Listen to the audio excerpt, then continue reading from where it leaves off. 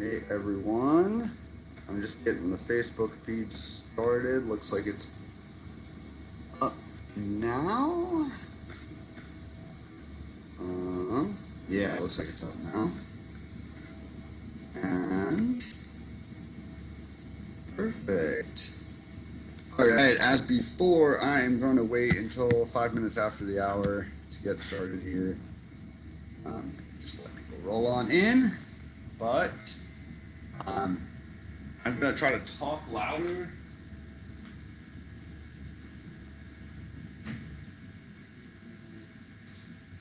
I didn't realize until I uploaded the video last week. I should just be talking a little bit louder in here. I hope everybody can hear me. I did figure out how to see the comments, so if you can't hear me or something's wrong, let me know, because I did figure that out. Anybody on Instagram, I am just adjusting my camera because it's going to be a little different. And then hopefully everybody could see me fine last time. Seemed to work well. But this week, we're going to talk about waxing, and I'll go over this again when we actually officially start. But if you don't have your stuff already out, wax, your iron, your scrapers, yeah, that kind of stuff, sharpener, brush. We'll go over all the materials in a minute here, but this is a good time to get them out. If you already kind of know what you're doing, then definitely feel free to get some of your stuff set up now, get your devices all set, get your paper down.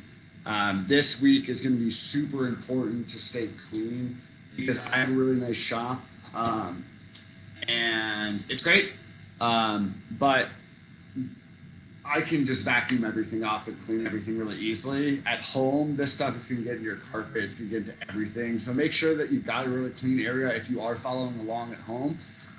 If not, yeah, obviously just follow along. But that's going to be super important. I'm just going to wait 1 or 2 more minutes here to do this. And then we will start. Perfect. Cool. We have 1 more minute. Start it out. Again, I'll say everybody up here at Eagle Crest is wearing masks and all that kind of stuff. I kind of have to say this. I'm not, because this is my space. Nobody else is in the building. And you won't be able to hear me at all. So that's why I'm not wearing a mask. But yeah, everybody, if you do come up here to Eagle Crest, we are really strict about enforcing that rule, and making sure that we keep a really safe environment so that we can all ski this year. But I'm going to get started, and hopefully more people show up. Again, I can't actually see the comments this time. And later on, if you're interested, I can share screens. So if you want me to see your progress, or some of the stuff this week is going to be really hard to describe it. But because of the internet up here and the video quality and all that kind of stuff, it's gonna be really hard sometimes to see what I'm talking about. Feel free to come bother me at the shop, or look at it on YouTube, or hopefully you'll be able to see it when you're doing your own progress and I can describe it well enough where you can understand what's going on. So let's get started. We're gonna talk about waxing skis this week.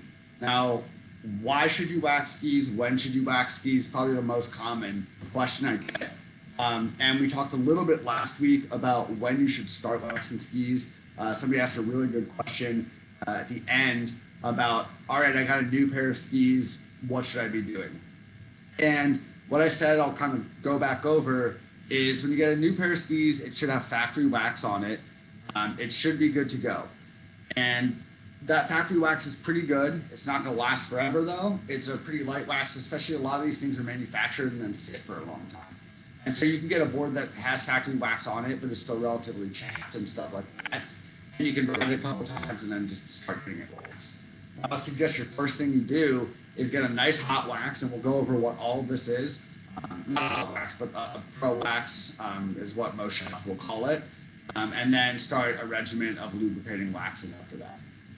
But that's generally when you should wax it. And then at the end of the season, you can do what's called a storage wax or a summer wax. And that's a thick coat of wax that you're not scraping off. It's going to keep your base nice and lubricated over the summer. And once you do that, you can't ski on it anymore. So you summer skiers probably are going to have a different kind of schedule. I know that I have a pair of skis I never summer wax because I just end up using it. And another pair that I do because they don't have touring on them and all that good stuff. But anyways, the benefits of waxing, I guess is kind of what we'll go over first here. But I want to talk about why waxing works first. So what we have here are, besides your core, your basic materials in your ski. This is a piece of base material, with this being the front. And that's the side that, obviously this is dirty. It's been sitting in my shop. If I were to use it, alcohol cleaned it off. But this side would go against your core material, and this side would go as your actual base. Now this is a blank. There's no texture to it at all, and that's something that you would change. But this is your edge material, and we'll go over texture later on in 2 weeks when we talk about base tuning and stuff like that. But this is now your edge material, and you can see it's got these little teeth on it, and I'll show hopefully both screens here. And those teeth kind of go into your ski. They sit on top of your base, in between your base material and your core material. That's me doing a really bad job of putting it in the right place, but like that. And then that's your outside edge on your ski. And that's really important to understand, because some of the most common problems when you're waxing skis happen because people don't understand really how that works. And it's really simple, but it's also really important. And people who have never done extensive damage to their skis or repairs on skis, they have never seen the inside of a ski. And I've seen hundreds of different base material compositions and core compositions and all that kind of stuff. Lots of different types of base material that people use. This is kind of like replacement standard base material if you needed to do like a really hardcore repair and actually repair somebody's base and replace it. But actual bases on skis can differ massively, and we'll talk about that. But the reason why you want to wax them is to keep that base material lubricated. Now I said briefly that was blank and had no texture on it. That's the first thing you change, is you need that texture to help you glide along the snow. And that's really, really hard for me to kind of describe to you. If I had a really high definition camera, I could zoom it up and show you the texture on your ski. But if you have a ski at home that you're looking at, it might have a vertical texture, which is in that base material. There's lines running vertically along the ski in a straight pattern, or it can have a crossing pattern texture, where the lines are running across the base in kind of a crossing pattern like that, and then straight down like that.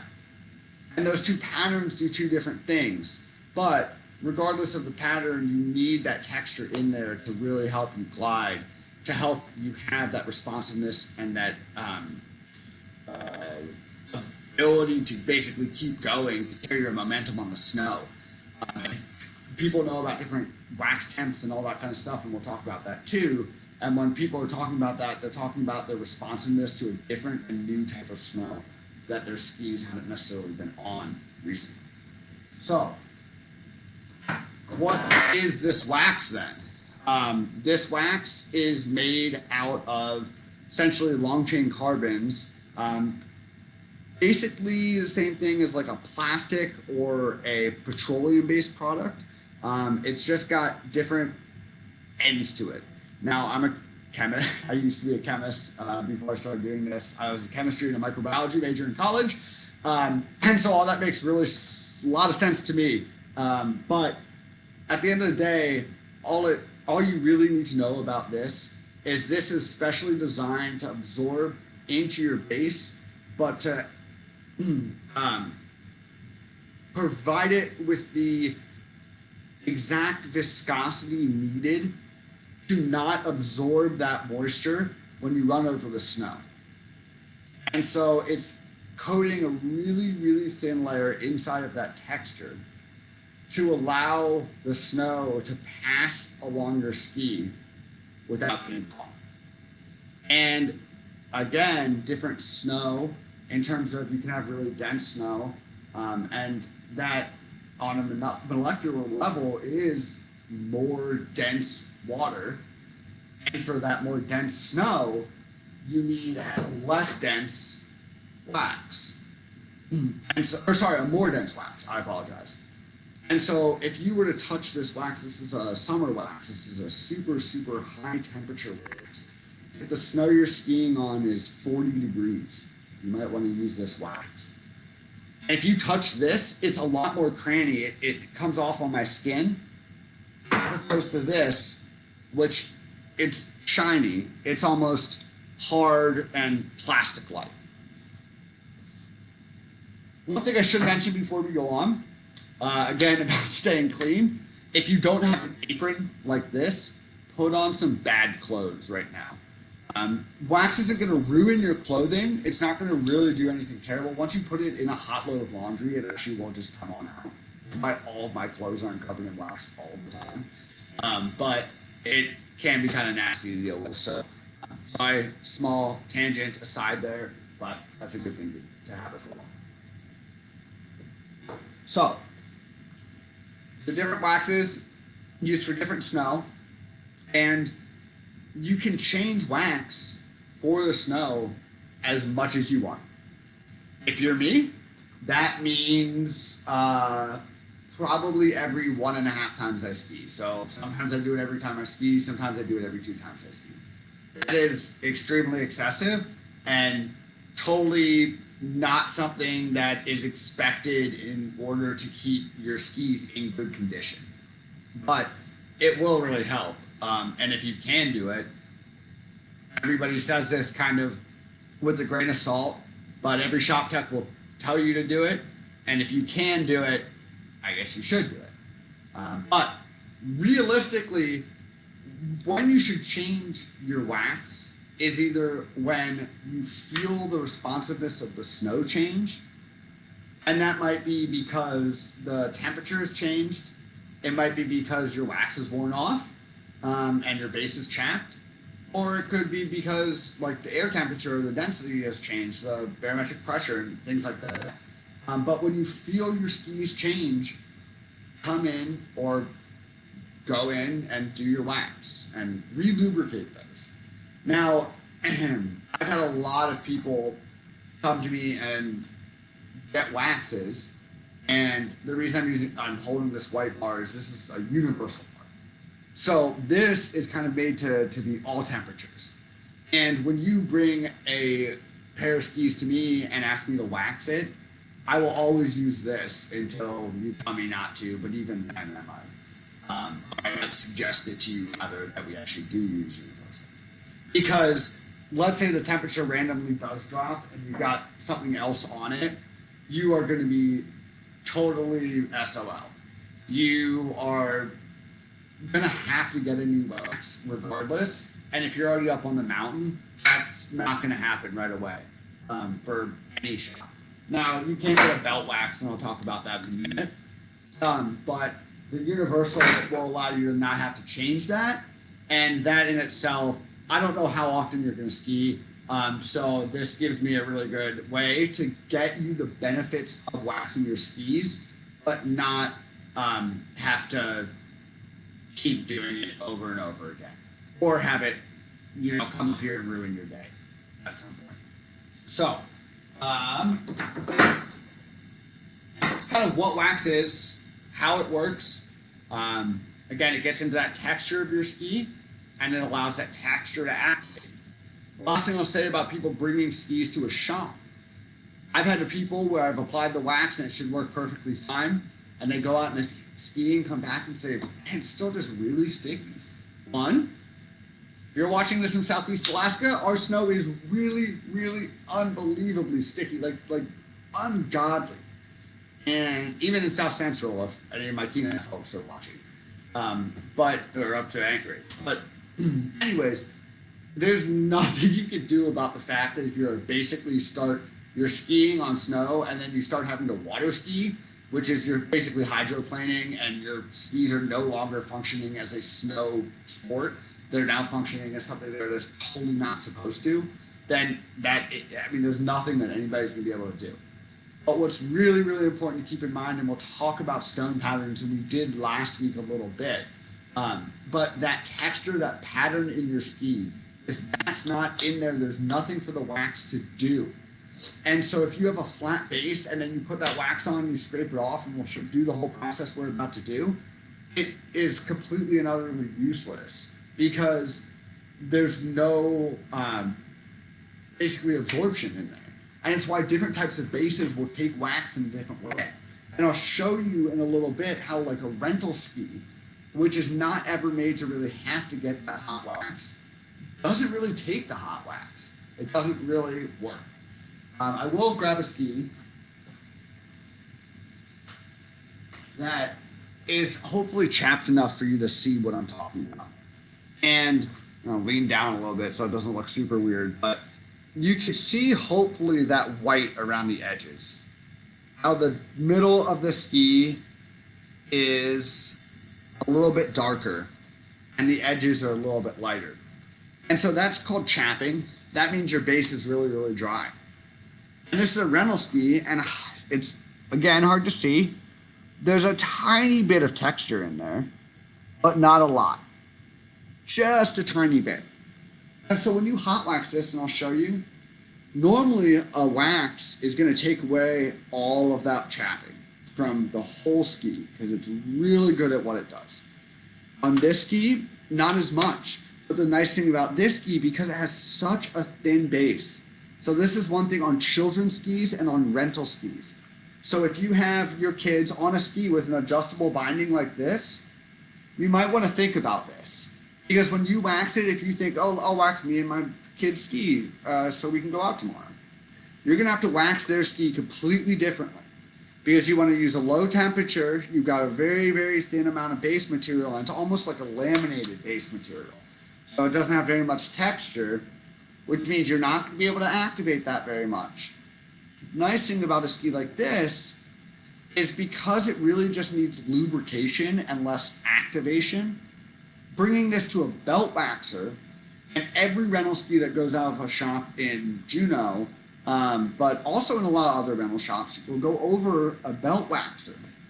And in 3 seconds, I mean, realistically, it's probably 20 seconds, but in 20 seconds, you can do this whole process and get rid of all of that chapping and get that ski good to ski for that day. But just for that day. So because it's not a penetrating wax, it rubs off quickly. But it's really good because it's really quick and it helps preserve a ski like this, a kid ski. Now, a lot of kid skis are real wood core skis. This is a foam core ski. It is not the same, but it is a fine kid ski. It's actually a really good ski to learn on because it's forgiving. But your kid skis might not be like this, is what I'm trying to say. But you will notice that your base material is very different if you do have a ski like this. Just keep that in mind.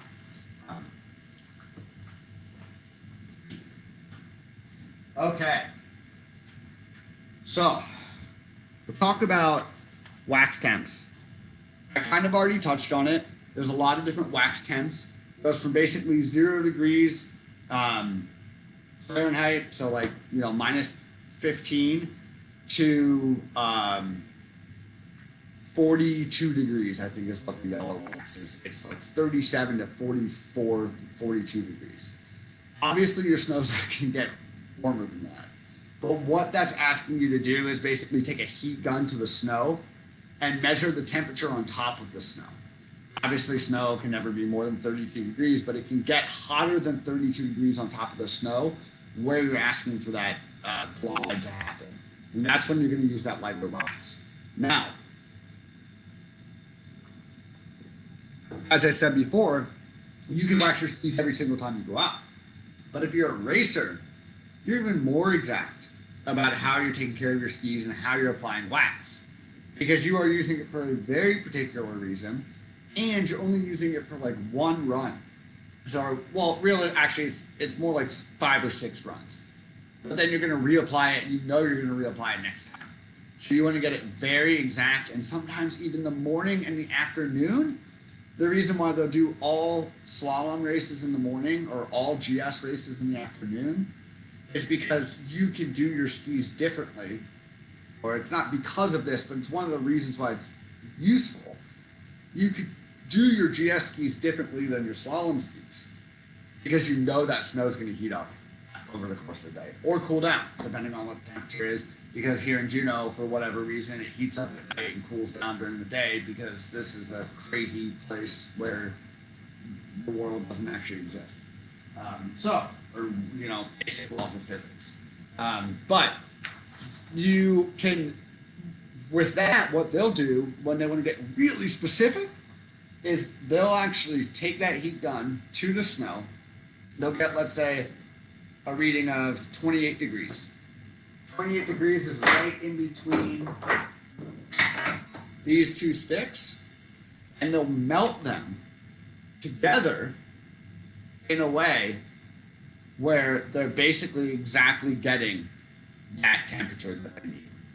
That is excessive, but it is awesome that we do that. Now, it's crazy to me because a lot of racers nowadays aren't brought up on tuning. And tuning is something that's really important for you to do your races, your job essentially well. But it's also really important to really understand what's going on with your ski. And that's what I've said this whole time is I want to make you guys better skiers. Because if you know about all the technology and how it's working, that's going to make you a better skier as well. And so they'll melt this down like this, and instead of having one bar where you're using your iron and melting, and we'll go over all of this, don't worry. But instead of just having one bar like this, they'll have 2 bars and get different temps. Now, I actually do it a different way, where I go even further, and I will melt those into a reservoir and mix it so that it's uniform, and then go and pop that reservoir out once it dries, or cools rather, and then reapply that wax, and then use that. And it's a really clean way to do it. It's a really nice way to do it. But it's, again, a little excessive. Yeah. So,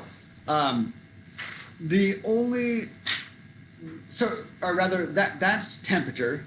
And the other thing you need to think about is what kind of wax do I need? Do I need a hot wax, what we call like a pro wax in a shop, or just like a normal wax? Or do I need a belt wax? As I said earlier, belt wax really good for that day.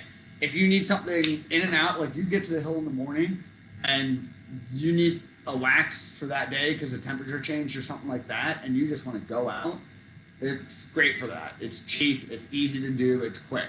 But you'll need to do it again and again and again. Or do you want a normal lubricating wax, which takes a little bit longer? It doesn't take an excessive amount of time, but as a shop, obviously we have Q. But that is actually going to penetrate into your base. Now, you're going to want that basically anytime you see that chapping start to get worse and worse every day. Now, if it's kind of just like light chapping after you go out and then put it inside to dry, that's not normal at all, and it really isn't going to affect you that much. But if it keeps getting worse and it's bad, then you want to start getting rid of that and get that hot wax applied, or that like normal wax applied to it. And then what a hot wax is instead of going through the normal process of cooling the wax as it's sitting on your ski to let that lubrication absorb, instead you keep it hot and you scrape it off then. And what that does is this wax is really good at grabbing oils and grabbing, like particles and stuff like that that's sitting deep in your base. And when you let it cool, you're scraping off the top. But when you keep it hot and then scrape it off almost not immediately, but just after a minute or two, that's then going to keep those particles down to this. And when you scrape it off, it's going to clean that base. It's going to make it really, really nice. And you really want that a lot of times if you're doing something after you've had like a long touring session, especially if you have glue that likes to stick to your bases. It's a really nice way to get that glue out as well. So that's sometimes when you want that. Or if you just start noticing like the place that you store your skis or whatever it is dirty, you want that to happen so that you can get all that crap out and it's not melting further and further into your base material, further potentially getting damage onto a ski later in its life. So, once you figure that out, and most of the time, 90% of the time, you know, it's going to just be a normal wax that you're going to want to do. Get your vices in place. Ski vices, super nice. These ones are vertical vices that also have little slots in them. It's not going to be important right now, but that allows you, when you're detuning or when you're working on skis in other ways, sitting at an angle like that. A lot of people will use vices as well that have actual clamps on them to keep the skis in place as they're doing other types of repairs. Not really important for waxing because the ski isn't going to move. You're not going to be like really getting at it. But for things where you're digging into the base or checking edge material or stuff like that, sometimes you need to be kind of clamped down hard. There's a million different types of vices. I do suggest getting a ski vise, an actual ski vise, as opposed to just like a normal vise at Home Depot. There's some features on these things as well as kind of, they do slide and they just have a couple of things that are nice to have when you're tuning skis on. If not, any old vise will work, but that's fine. And for you guys at home, make sure the area underneath this thing is clear. You can see how much dripping there is down here, but it just happens, and there's really no way to wax skis without getting wax everywhere. So you just expect it and prepare for it, and then you'll be good to go. Now, before we go any further, we'll talk about what you're going to need and what your materials are. So hopefully, if you're following along, you already have your iron. A million different types of irons, but they all pretty much work the same. Flat, semi-textured surface on this. Almost always have an adjustable temperature dial here. And then it's just a normal iron, essentially. Just a heated up flat surface. Allows you to melt the wax on it. So you need your scraper, you need your brushes. If you have a horsehair brush, it's going to be used in the last step. If you have a nylon brush, it's going to be used almost right away. So get that out and keep that one handy for the time being. And you need your scraper. And if you have any really gross stuff on your ski, you can use something like this. This is base cleaner. This is nasty stuff. You open it up, it smells like shoe polish or nail polish remover. But good stuff. It'll clean your base out really well. But it also sticks in there. You need to let it, even if you wipe it off with a shop cloth, it'll stay in your base, and it has to actually evaporate off. And so when you have to use this, when skis are real nasty, you don't want to, in a shop, you know, I got precious time, and I don't want to go and do a hot wax on a ski to get all the crud out, and then have to go and do a normal wax. It's just so much more time. So you just throw a little bit of this stuff on some paper towel. There's some damp cloth that you can use that you're supposed to use for it, but it's not something I've ever had. So I've had just as much success with the normal cloth. What you want to avoid using is a shop cloth, and by that I'll show you what I mean. It's like an oil absorbing cloth like this. The reason for that is this will just absorb all of the base cleaner and it actually won't like apply on it. It doesn't work at all. What these are good for is wiping it off. You get as much of that excess material off and then let it evaporate. So at first, when you're applying it, you're really just going to want to use like a normal towel, like a paper towel. This guy's really good. Really, I'm talking about like those deep, muddy, brown, rusty areas on your skis. Even a hot wax isn't going to bring that out. Sometimes you just need something harsher. And this is definitely harsher, but it's necessary sometimes to get the result that you need to get. All right, so there we go. Set your ski up on your vise. I'm going to actually move you guys over now. Hopefully this will work out. kind of the same way it did last time.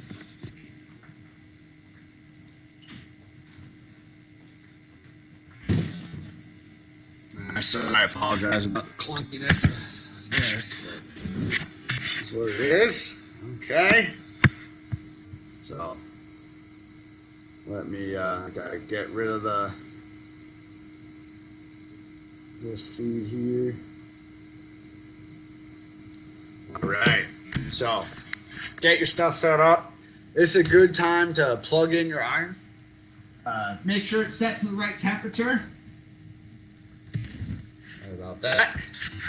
You see how messy my shop is. Been real busy. It's Christmas. If you're watching this on YouTube later, so real busy. Anyways, I've got a little turn dial here. That's my temperature. The temperature that I want right now for these skis, I'm gonna put right about 130. Anywhere from 125 to 140, it's gonna work just fine for you. Now, the dangers of one side or the other, if you get your iron and it's too cool, you'll melt that wax and you'll succeed in melting it, but you won't melt it enough where it actually absorbs into your base. I'm going to talk about a particular color, very specific color that you're looking for when you wax skis. And I can see that these skis have a very thin base. Now, I'll show you. If you are sitting at home, you're like, I know how to wax my skis, just get over it, like get through with it. You know, I just want to double check, make sure I know how to wax my skis correctly. This is probably the most important thing for you to look for. So I'm going to grab another pair of skis because I had a pair in the shop that just happens to be perfect for this example that I got today. Now, these are some really old vocal mantras. They're still great skis, not knocking the skis. I actually have a pair of these bad boys, but you can hear how old that is. But you also, I can tell from looking at the base of this, that this thing has been base ground a lot. It's an old ski that's gone through a lot of wear and tear, but the base is still pretty flat, which means it's had a recent grind on it and quite a few grinds on it. And when you grind away base material, you're making that thinner and thinner and thinner. And the good part of that is it flattens out your ski. You can get that texture back into it, get your ski responsiveness back, which is great. Bad part about it is that it wears away that base material. Eventually you got no base material. Now, if you can't see, it's going to be a really damn shame. But I really hope that you can see what I'm about to try to show you. So, right underfoot. It's a pretty good example. It's so hard to see. But it's really hard. I really apologize. But you can see this base material actually coming up from the sides of this ski. And as I run my finger along the sides of the edge, I can feel ridge on there. And it's like bumps. It's like little, it's like when a road needs to be graded and it's bump, bump, bump, bump, bump, bump. It feels like that on the side of this ski where that's risen. And I'll show you why. If you remember, this is your piece of base material, and that's sitting right below your base. And metal like this, including the base parts that, or the material parts that are exposed, is a really good heat sink. And so this will absorb the heat when you're waxing. And when this absorbs heat and it's touching your plastic base material, or not plastic, but dang close to it, and it's touching, now this is going to bubble up the base material because the heat is going to raise this. And that's not good. That means your ski is no longer going to be flat. It's going to be a little less responsive, and it means that that is permanently damaged.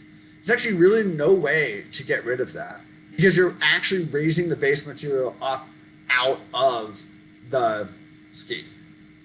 And so, unfortunately, that's irreparable damage. Now, when I looked at this ski and I saw that there's already that going on, but now I need to wax it again. And if I get that any hotter than pretty dang cool, immediately you're going to have that get worse and worse and worse because it's basically primed to go. And it stinks, but it's one of the things that you kind of have to weigh when you're thinking about tuning your skis is this problem bad enough where I want to permanently affect the life of the ski by repairing it. And if it's not that bad, sometimes it's better to just leave it so that you don't take off some of the permanent things you need. So let's get into actually waxing. We're starting to heat up here, and I'm just going to use a universal wax for this. I'm going to put this back. So I'm going to use a universal wax.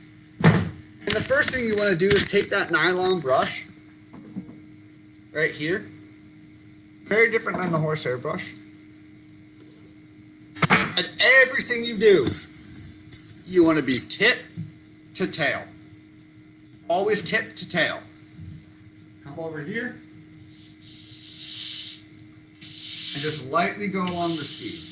Now again, it stinks that you can't see this, but I can see all the little particles that this is taking up. And some of them are probably coming off the brush, but those are all things that are now not getting absorbed into the base of ski. Once it's relatively clear, you really usually don't need to do it more than 2 or 3 times. Then I like to take a shop cloth and just wipe it down one more time. Oh, that was funny. My computer's on the shop cloth. But shop cloth, wipe it down. This will absorb all the oil.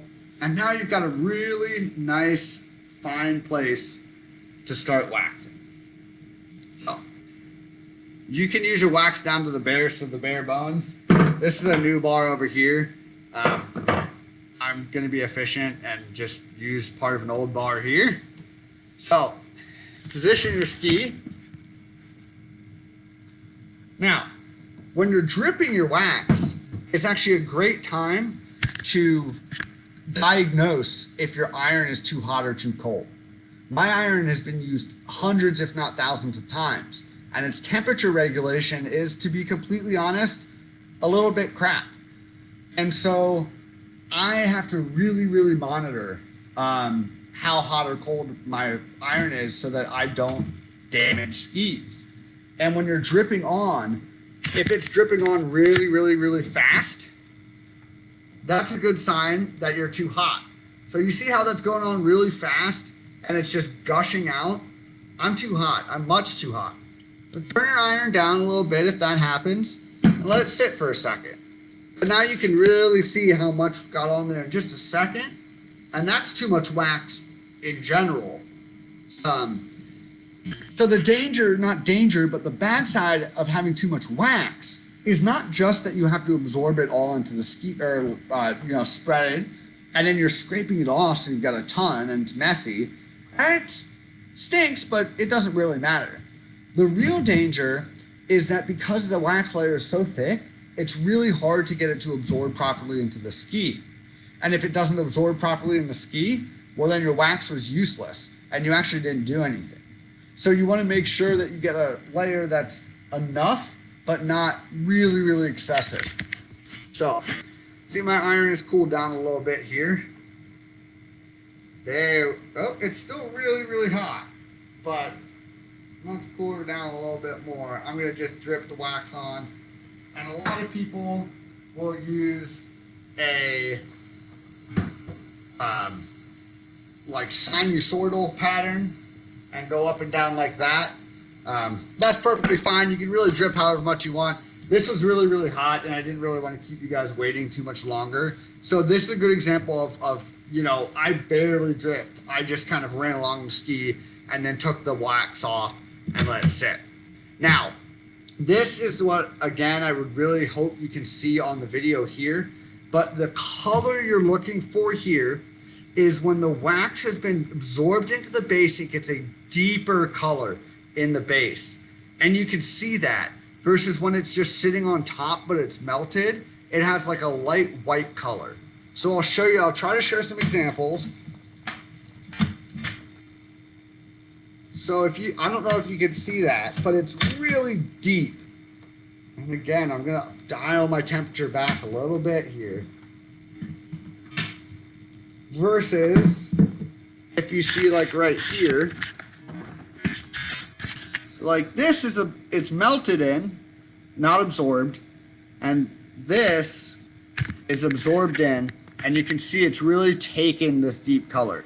Now, maybe you'll be able to see, hopefully you'll be able to see as I do this, and you go along your ski, just melting it, but never staying on the same place for too long. So you see this area like right here, where it's melted and but it's still kind of white because it never absorbed in, it just kind of melted along the ski. So you make sure you go back over that a little bit just to get it to melt in.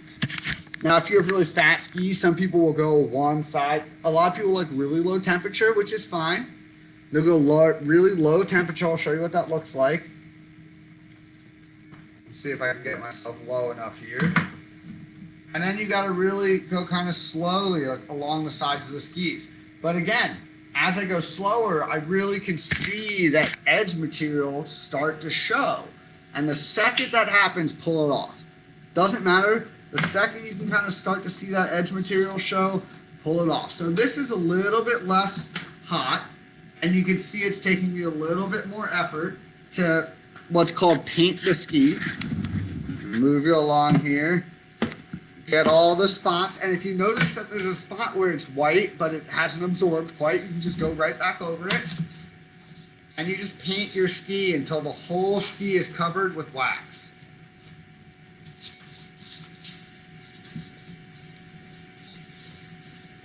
Now, I need just one little drip down here, and you can actually, you can go all the way front and all the way back on the ski. There's a lot of different ways people like to do it. They like to go along the sides and then the middle, especially with snowboards. People really like to do snowboards differently. I'm going to bring out a snowboard now. I'm going to show you why snowboards are more difficult and definitely a lot different to wax. So one sec, I'll bring a snowboard out here.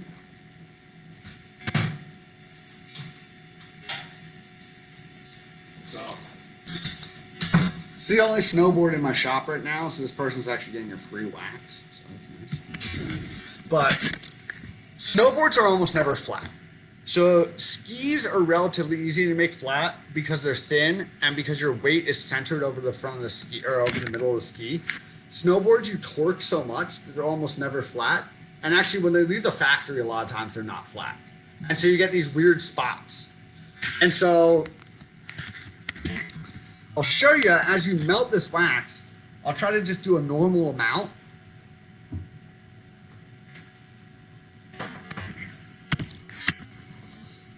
And as I melt this wax, you'll see there'll be spots that are really hard to what I call get into. And it's just like doing a massage. So this is kind of that sinusoidal pattern that you normally would be looking for. And I'm just going to focus on this spot right here, right now. And my temperature is now low, so I'm actually going to put it up a little bit more. But you'll see as I spread here, there's going to be a lot of spots that are hard to get wax into. So I'm going to go up one side first. With snowboards, it's nice to kind of divide the snowboard into three. Go up one side and then go up the other side. And already I can see these spots right here. It's been really hard for me to get that wax to go into those spots. And you might get this on your skis too. But it's hard because this is a white base, so it's really hard to see, like extraordinarily hard to see. But you'll see there's little gaps in like where I could get the wax to go.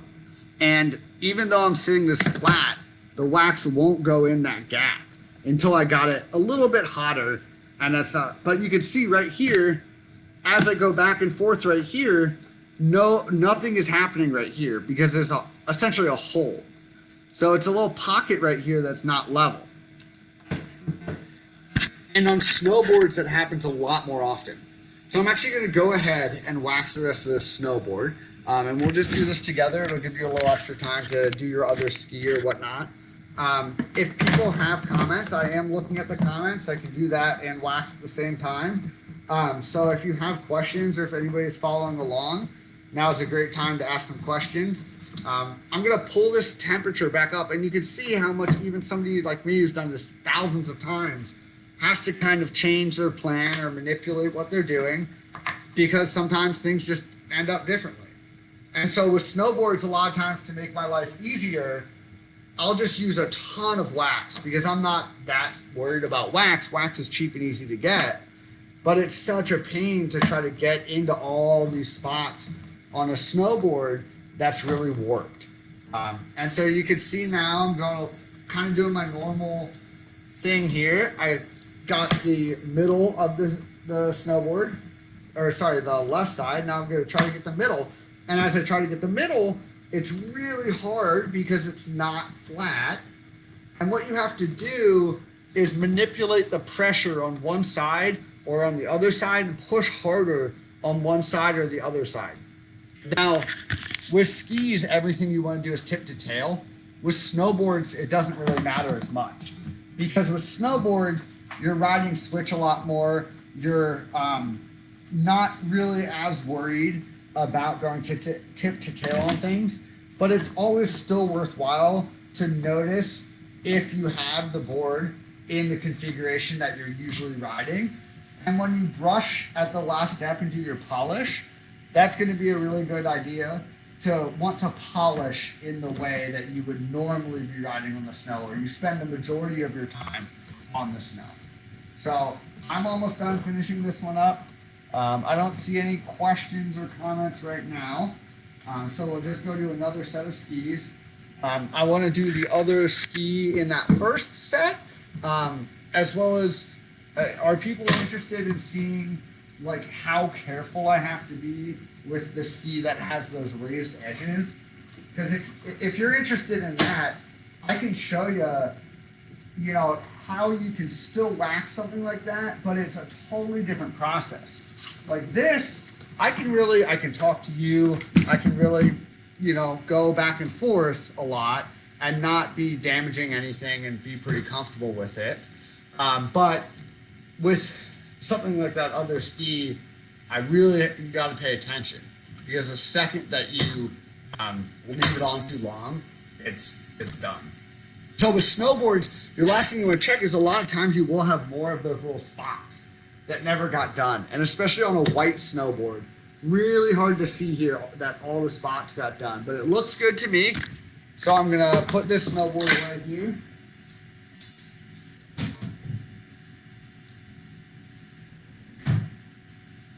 All right. I'm just going to do this ski that I really got to be careful on, just to show you guys. These are all skis that I actually edged as well. I will mention that you want to do your edging before you would do your waxing if you're going to do both, which is usually, well, not usually, a lot of times it's what happens. And after you do your edging, you want to make sure you have your detuning and everything done before you start your waxing. Otherwise, one, you're going to really hurt yourself. You can get really, really bad cuts and metal burrs in your hands and everything like that. But also, you want to make sure your ski is really clean, because all that metal might have come up onto the base material. Be extra diligent about using that nylon brush and cleaning everything. So I'm going to do that right now with this ski. Get the nylon brush back out.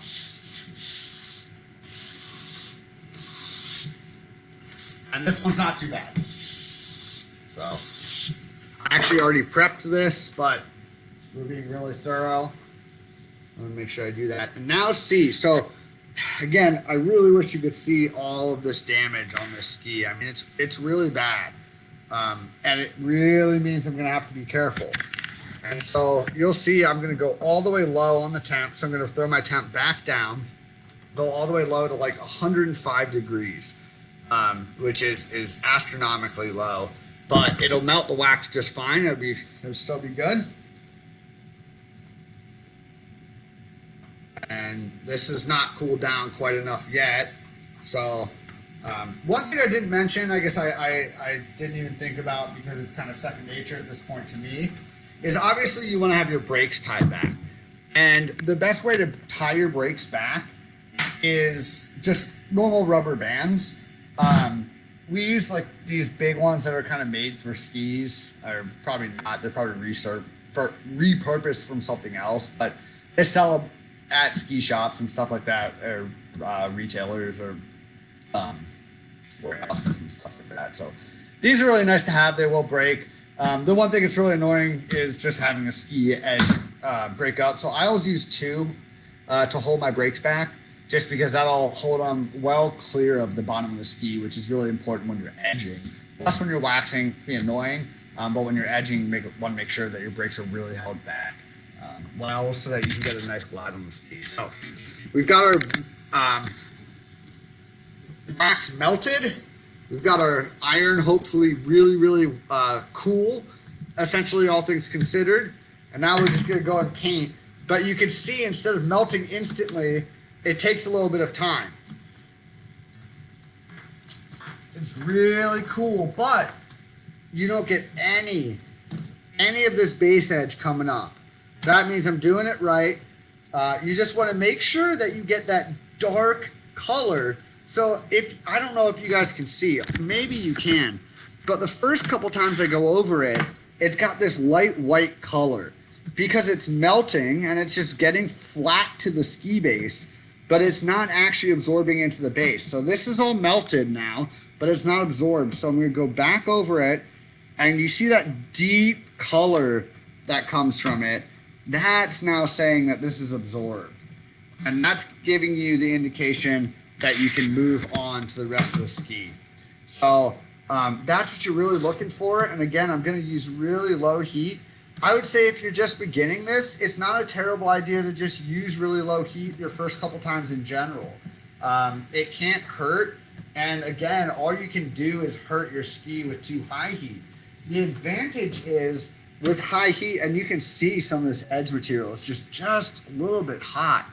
But the advantage of high heat is just that you basically can do it quickly. It does absorb really well, and so that's obviously an advantage. You want that absorption to be really good. But you also really can do it really quickly with high heat, which is really nice if you're, one, just trying to get it done, or two, you're like me and you are in a shop and have to do 50 pairs a day. I mean, that's an exaggeration, obviously, but none of this is a police story. I really, really like what I do. I like doing this work. I like doing it thoroughly and getting the gear out to the point where it really looks good, right? You know, like changing the way some of these skis, getting the feedback when people come back and their skis are so much nicer than they've ever had them tuned before. And people will come and tell you, like, my skis, they're responded so much better, they feel so much nicer, they're not grabby anymore. People will give you that feedback, and really changing how some of these skis is a really rewarding feeling. So I really do enjoy doing this. And honestly, waxing on a personal level is also really soothing. It's one of those things that you really love it until you have to do it about 50 million times, and it's just a chore. But I really do like waxing. So you can see good absorption all the way up. You can't really see, but good absorption all the way up and down the ski. Now we're gonna wait for this to dry. So I've already got that other ski, or the other couple sets that we are gonna dry. So, or that are rather already dry. So I'm just gonna skip ahead to those. I've got multiple to scrape, and so if you're waiting for yours to dry, don't rush. You'll have plenty of time if you are following along with me. Actually, before we go to scraping, let's take a quick 5-minute break here. I'll let you guys keep waxing out, or not even 5 minutes, let's maybe 2-minute break. I'm gonna get my scraper all sharpened and all that good stuff. But I'll be back in just a couple minutes here, let you guys finish up applying all your wax and making everything smooth.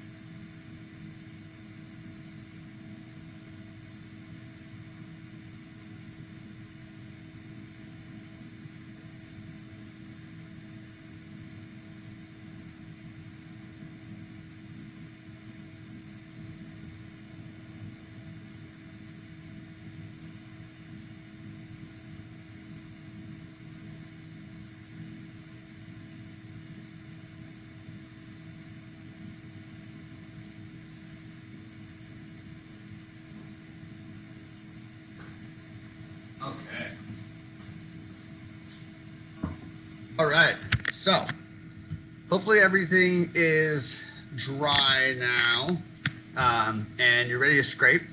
Now for scraping, if you have a sharpener like this, they're really nice.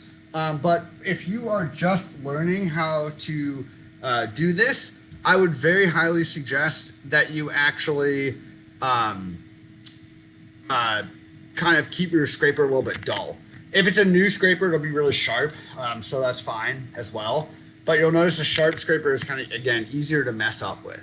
It's easier to kind of penetrate and mess things up with a sharp scraper, a lot less so with a dull scraper. So this one's kind of dull, but actually I'll sharpen it up just to show you guys what it looks like with a completely sharp scraper. So it's gonna be a little bit loud for a second here.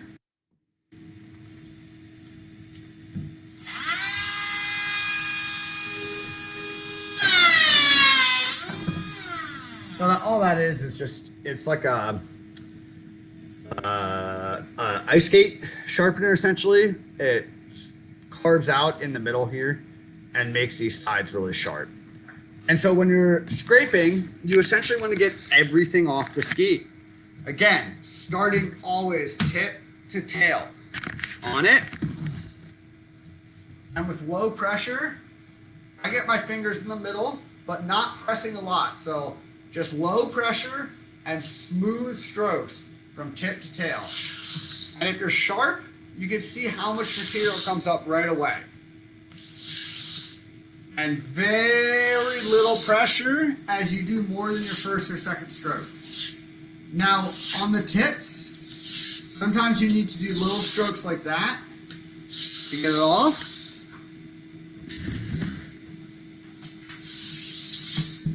Again, this is why you're not going to ever not get this wax everywhere. But you can feel, you should be putting just enough pressure on it to where you can feel when there's no wax that you're picking up. So put just enough on it where when you're picking up wax, you feel that slight resistance. And when you're not digging into the ski. Instead, you're just scraping right along it. So once you get down to now, you can see pretty much everything is off this ski. And again, it will take you a lot longer if you're just learning. It is a really hard to master, but easy to learn practice. Once you get it pretty much all scraped away, start at your tip one last time. Give it a long stroke and make sure everything's off there. Now, a lot of edgers have a little indent right here to get your edges. I don't. So I'm just going to apply a little bit of pressure to this outside edge and get all the rest of the wax out. Now, when you do that, you want to make sure it's really easy to actually get the corner of this into the base, which is really bad. You'll see it and you'll feel it and hear it scrape, and it sounds awful. You want to make sure you're really not getting that into the base, but instead you're just getting that material off the edges. And the main reason for that is this material is actually really, really bad for the environment. And so not only do you not want to have that waxy material on the edges because it's going to change the responsiveness, when it hits the snow, it's going to knock off because it's wax, it's going to get cold, it's just going to knock off the edge, the metal edge, you know? But it's really not great for the environment. So make sure you try to get as much of that out as you can with just basically no pressure on the edge. Now, I'm going to do, let's do that snowboard real quick.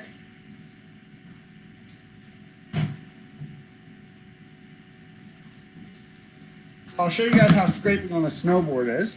It's a little bit harder, definitely more annoying. Mostly just because you have more surface area, but also because they're never flat, as I said before. So again, it doesn't really matter if you're tip to tail this time, but you may as well go. Set it up in the way that you'd be riding. And with snowboards, you can usually get a lot more pressure on it because you've had to apply more wax because the board wasn't even. So to get into all those little holes, you had to apply a lot of wax. And because of that, you can use a little bit more pressure to get the wax off because there's a more of a buffer.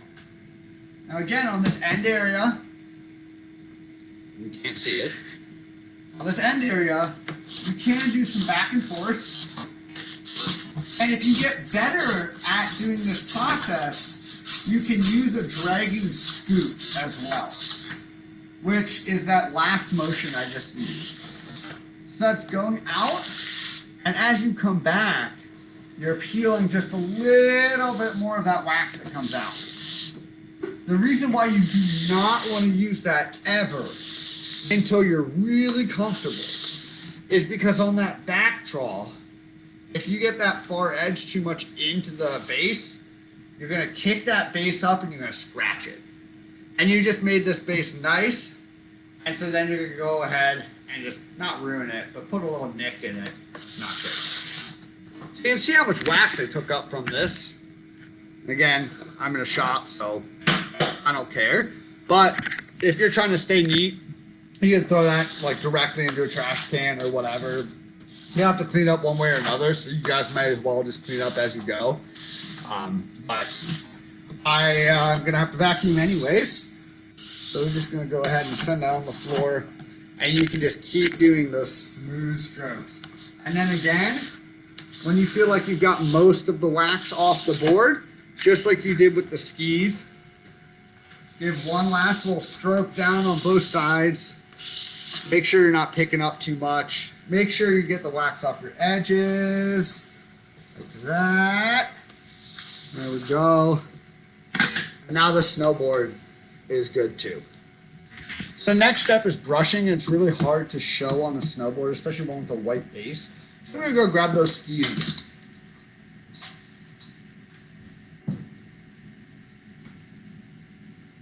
Now, this ski is the one we waxed, and it's not perfect. It's still a little bit chapped and white, but I'll put it right next to the one we didn't wax. And even though the camera is terrible, this is the one we waxed, and this is the one we didn't. I hope you could still see, and maybe if I do this, it'll be better. Nah, not really.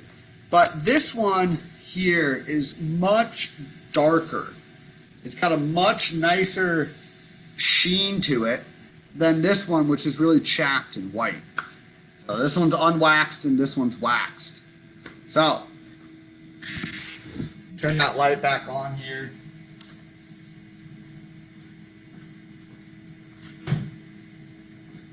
I'll go over scraping.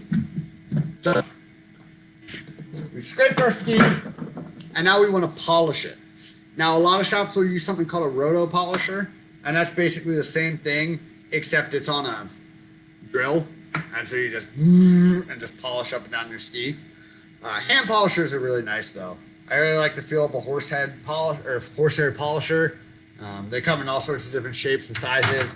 Snowboarders probably want one that looks like this. It's double the size. Really nice for snowboards. What you want to avoid is something like this, and that actually has copper in the middle, and that's actually really, really hard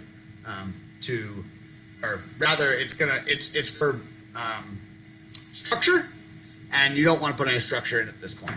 Now you might, like this ski actually could really use some structure. So maybe on this ski I will put a little bit of structure into it. But I'll show you what the polish looks like first. So same thing as before. Polisher, just down the ski. And you can see you're just getting a little bit of that last wax out. Just a little bit of pressure. Let's go down the ski. Nice and polished. Looks good. If you've done a good job scraping, the polisher shouldn't really need to do much. And it shouldn't give you all that much more sheen either. It should just be putting that little finishing polish and getting that extra wax off. That wax, if it sticks to your ski, is actually just going to be slowing you down. And so at this point, if you do want a structure, you can use like a copper wire brush. And you'll notice even with the horsehair brush, right? If you go kind of back and forth, or you do like one of these, you'll notice a little bit of structure still in your ski. Oh, you couldn't see that. You do one of like these guys, you'll see it'll leave a little bit of structure in the ski. But if you go back over it, you don't want that. So you want to go back over it and get it out. Now this will leave a lot more structure in the ski, and because this ski doesn't have any structure in it, we're actually going to put a little bit in it. And this isn't something I would normally do on a wax at all, but again, this person's getting lucky because I'm using their skis for this clinic. So hopefully you can't see the shop tickets that were right behind you, but I don't think the camera is anywhere near good enough for that. So I'm going to do the same thing, and I like a staggered structure. So I'm trying to go this way into the ski. So light pressure.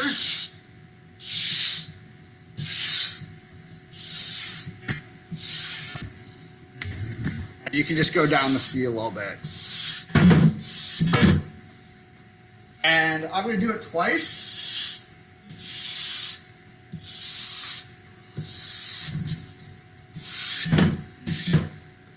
And then I'm going to go back over it with the horsehair. Jeez. And you can see there's almost nothing that happened in that step. It's really hard to see, but you can see, I can see there's a little bit of structure side on that. Now, you really could use a much harsher brush. I've got such a variety of them here, and it's personal preference. So really take it upon yourself to do a little bit of research.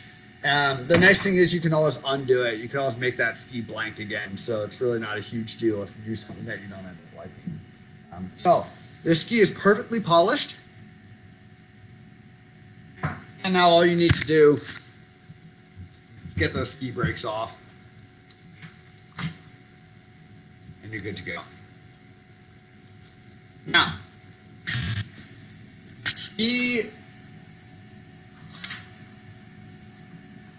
waxing, again, is super, super simple. And I'll scrape another ski just so we have a little bit more time if people are finishing up their ski. But there's a lot of different things that can go not wrong, but not perfectly. And when that happens, it's really important to fix them and to find them and to know about it. But it's also really hard to prevent. So every once in a while, I'll have a situation where you'll mess up because you had no idea that a ski had been grinded 1,000 times before. And you went to wax it like normal in your queue of skis, and it just didn't react the same way. It's okay. Things happen all the time to the best of us. But by knowing that basic process, you can go back over it. And by taking care of your ski in that way, you're going to pretty much negate the damage that you just did to your ski. So let's do that last ski here. And I'll let everybody go on this beautiful Saturday night. Merry Christmas to everybody and happy holidays. And let's see, my next one will be after New Year's. So happy New Year's as well. Yeah, so when we scrape this ski, what you'll see is that, which you couldn't see before, but that damage to the edges here, it won't go away. It'll still be visible, but it'll be better. And yeah, so this is I'm going to do that draw stroke where I'm drawing back with some as well.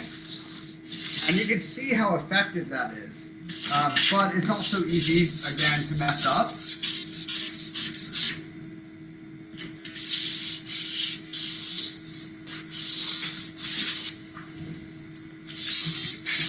I'm trying to show you guys as I go on. Kind of weird, but actually this looks a lot better than I thought it would with that edge damage. So you can just barely see that edge damage now that I went over it and waxed it. So let me get the edges cleared off here. There's that one edge. Another edge. Get that final stroke down the middle. There we go. All right. Now we're going to go polish. Polishing. Always tip to tail. Make sure you start behind your last stroke.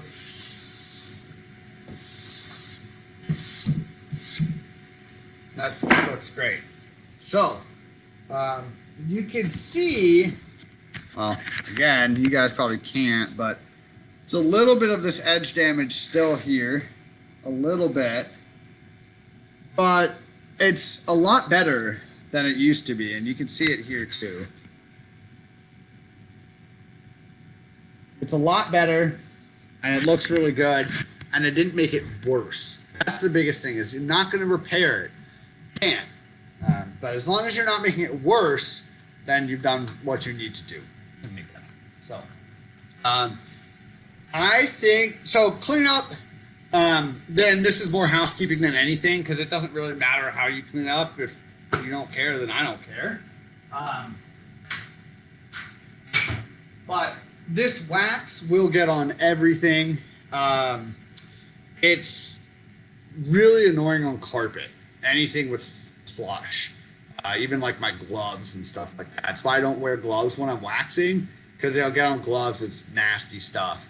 But on concrete and on wood, it's great. So like my bench is wood, my floor is concrete, and all I have to do is take like a metal scraper and just get this crap off, you know? And this is all just the result of me waxing so much. But, you know, a metal scraper, a metal edge of any sort will work really good for that. You just want to get that off because it'll just get pounded into everything. And then really important, how to store your skis after you're done waxing them, right? So you just waxed them, and then, you know, they could be totally chapped the next day if you keep them in a super cold, dry place. So keeping them in somewhere that's relatively warm and relatively humid is going to be your best bet. Keep those edges dry, keep everything good to go, and you will really only need to wax your skis 3-4 times a year. I know that might sound like a lot, but that's really not, and you're going to really see the results be worthwhile. So yeah, that's pretty much all I got for you guys. Shorter session tonight, even though it's still an hour long, but we're going to edge stuff next week, which is a little bit more intensive. Definitely steps from kind of basic home tuning to now more intricate tuning and tinkering with your skis. So it'll be really informative, and I'm not going to go into like exactly how to do everything because there's so much there basically from here on out. But yeah, we'll really get into the nitty-gritty next week about some stuff. If you guys have any questions, I can screen share too, or rather have you guys, if you have any comments or anything like that. I don't see any comments right now, but I'll give it a minute or two. If anybody has any questions, I'm just going to clean up some of my stuff while we do that, as I may as well. But again, we sell all these different kinds of wax, as well as like eco waxes and stuff like that up here at Eagle Crest. So if you want to try out different stuff, I'm going to put together little packs where it's like a half bar of each type of wax. So if you want to try different combinations or even just to feel what all the different colors of wax feel like, come get some. I guarantee it'll at least be pretty interesting, and they're cheap.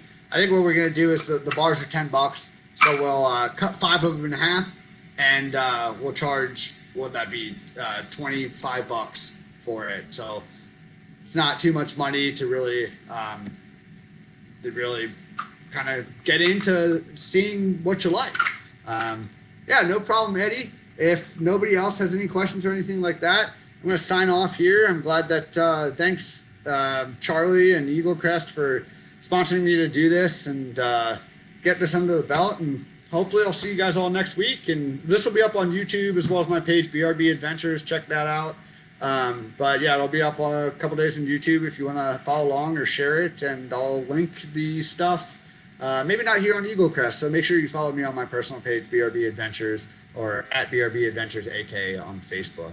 Thanks everybody for tuning on in, and again, hope to see you guys next week. Hope it was an informative and fun night for y'all, and have a Merry Christmas, Happy New Year's, and Happy Holidays, and all that good stuff. So see you guys.